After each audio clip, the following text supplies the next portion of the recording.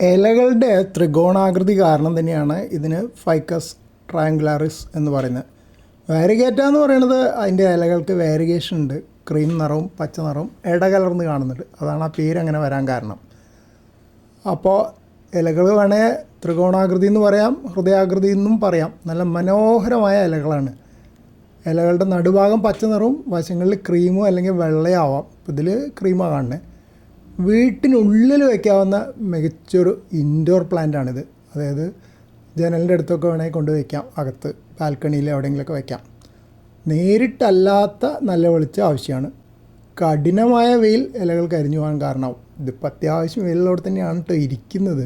ഇതുവരെ ഇല കരിഞ്ഞിട്ടില്ല. ഇത് മുറ്റത്താണ്, ഇൻഡോറായിട്ടല്ല ഞാൻ വളർത്തുന്നത്.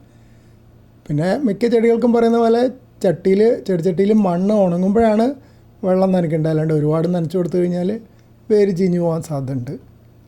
പ്രധാനമായിട്ടും മഴക്കാലത്താണ് വരിക.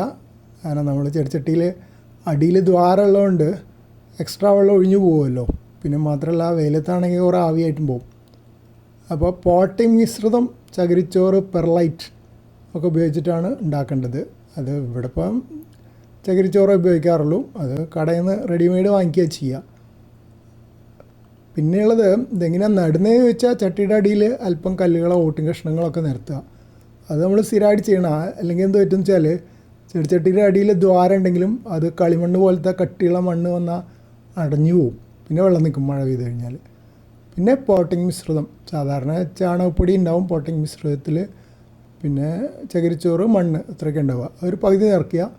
എന്നിട്ട് ചെടി ശ്രദ്ധിച്ചായാലും നടുക. എന്നിട്ട് വേരുകൾ കേടുപറ്റാതെ നോക്കണം. പിന്നെ ബാക്കി മണ്ണും കൂടെ നിറച്ച് അമർത്തി വയ്ക്കുക. ചെടി നട്ട ഉടനെ നന്നായിട്ട് നനയ്ക്കണം.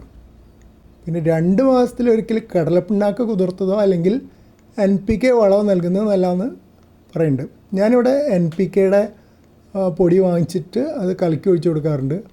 പിന്നെ ചിലപ്പം കടലപ്പിണ്ണാക്ക് ഞാൻ കുതിർത്തിട്ടൊന്നും ചെയ്യാറില്ല, നേരെ കുറേശ്ശെ പൊടിയായിട്ട് കടക്കിലിട്ട് കൊടുക്കും. അത് പ്രതിരോധ ശേഷി വർദ്ധിപ്പിക്കുന്ന പറയണേ.